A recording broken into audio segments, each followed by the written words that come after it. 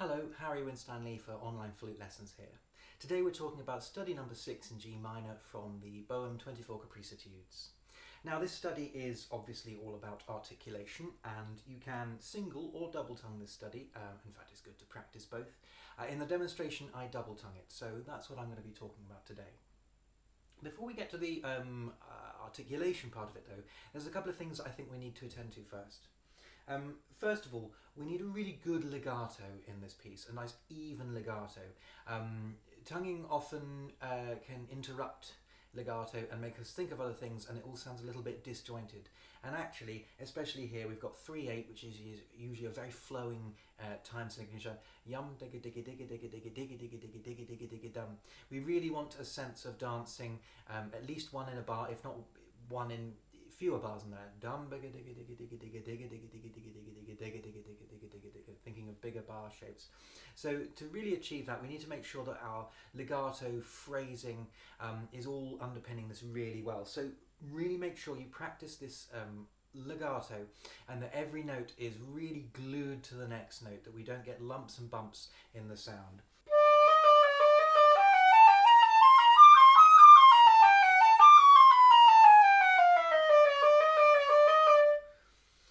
It's especially important to really work at the legato in the lower passages. We can really get those low notes to come out.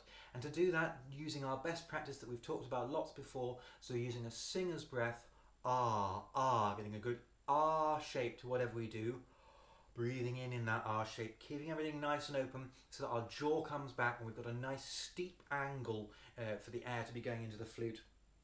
And then when we're trying to play these bottom notes,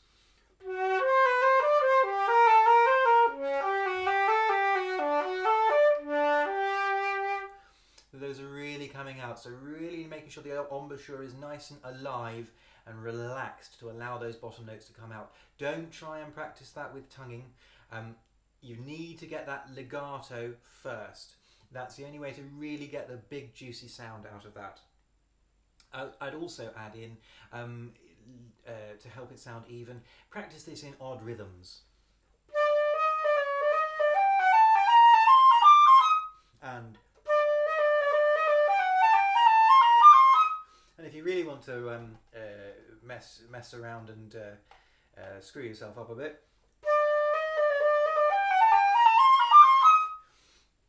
really mix the rhythms around, so that when you come back to playing it all even again, you'll find that there should be an evenness to how you're playing, and all of the slight creases will have been ironed out.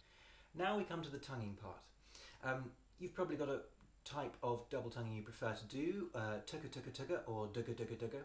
And first of all, I'd say make sure that you can do that the other way around, cutta cutta cutta or gudda gudda gudda.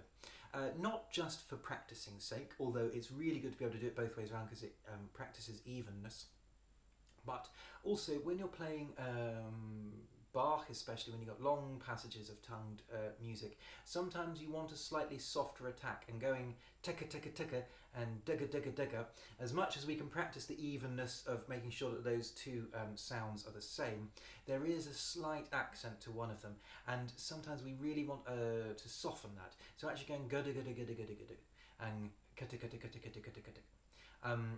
Especially the gudda gudda gudda, gives us a soft colour to add to our palette. So worth practicing that way round, and this is a great study to practice on. When you're practicing your tukka tukka tukka or your dugga dugga dugga dugga, make sure it's the g and the k that you really work at, because what we get a lot of in double tonguing is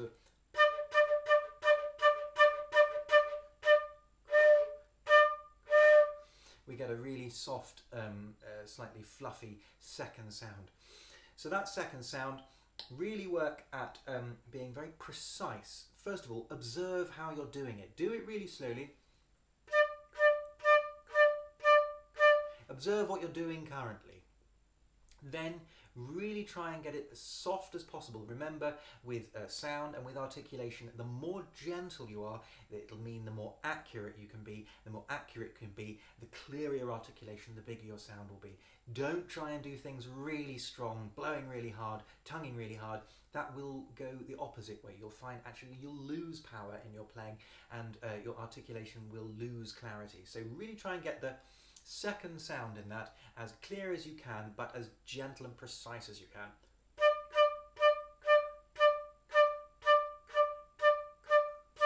Until you can do that under tempo, you'll find you won't quite get it right going up to tempo.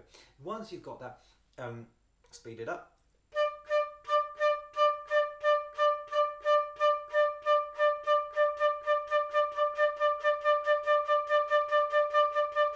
But only go as fast as you can manage to play them evenly.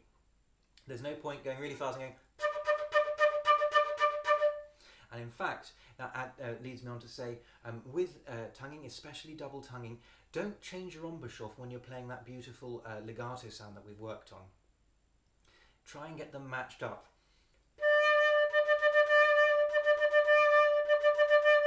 That big cavity, that nice or open shape, keep that when you're tonguing. The temptation is to go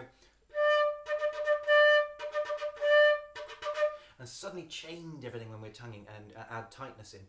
That'll also mean you fatigue quicker. If you've got a long passage of tonguing, you'll find you'll tire out quicker. So keep everything nice and open, just as if you were playing it legato. That's another really important reason to practice this and get this good under tempo and legato.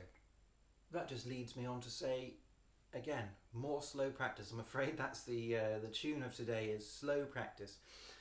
Listen to the second syllable each time. Taka, taka, taka, taka.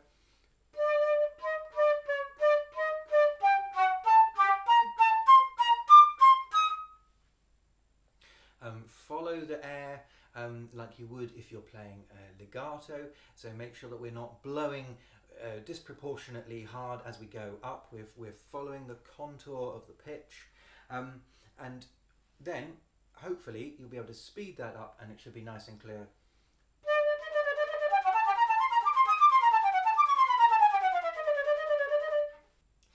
I think that's as good a place to leave it as any. If you have any particular questions, however, do feel free to drop me a line. Or if you'd like to come for an online flute lesson, then have a look at www.onlineflutelessons.co.uk. You'll find all the details there and the contact details for getting in touch too. Subscribe to the channel if you found it useful. Leave any comments if you'd like me to cover anything in particular. And I look forward to seeing you soon. Thanks very much.